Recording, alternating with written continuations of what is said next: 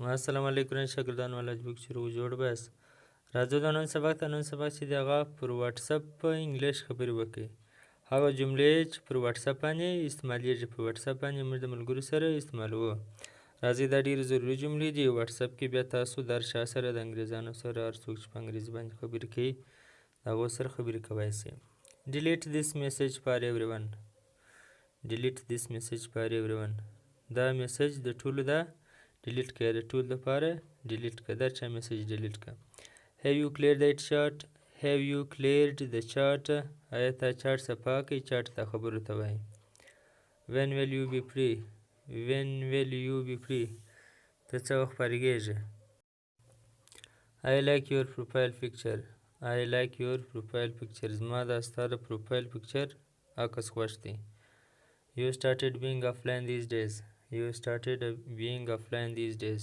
ته نن سبا افلاین یعنی آنلاین نه یې افلاین چې واتساپ نه استعمالي هغه څوک یا ټلیفون نه استعمالي why did you remove your dp why did you remove your dp تا ولې خپل dp لرې کړي dp چې دی هغه ډسپلی پکچر هغه تصویر چې ښکاره کېږي لکه د پروفایل پکچر دې ته dp وایي dp change your dp it is not a good one change your dp it is not a good one د dp بدل که دا ښه دانه نه دی upload it on your status دا ستا په status باندې upload ورپورته که why did you upload such status why did you upload such status تا ول داسې status ورپورته کړی upload کړی status پر دا story پر واتساپ باندې چې ودرېد هغه عکس یا ویډیو remove or delete your status right now remove or delete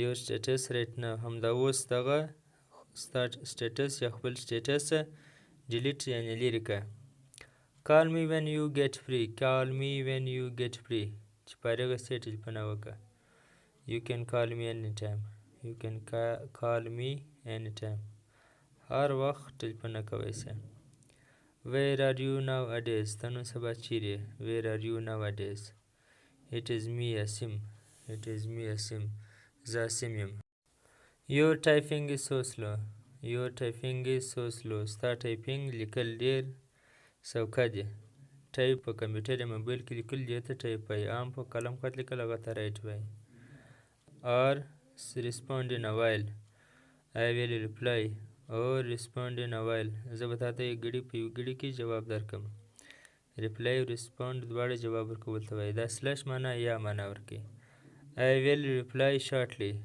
I will reply shortly زه به مختصره جواب درکړم I need today's photo I need today's photo زه د نن فوټو غواړم ضرورت ورته لرم whose number is this دا د چا نمبر دی whose number is this دا د چا نمبر دی he texted me yesterday he texted me yesterday هغه ما ته پرون میسج وکړي ټکس دغه یو خط ته وایي دلته ټکس میسج ته وایي I couldn't reply on time I couldn't reply on time ما پر وخت جواب نسوي درکړی have I bothered you have I bothered you تنګ کړی خو یم نه په عذاب کړی خو یم نه all right بالکل I will talk later all right بالکل I will talk later talk to me properly talk to me properly ما ته سم خبرې وکړه I see you online all the time I see you online all the time زار وخت online وینم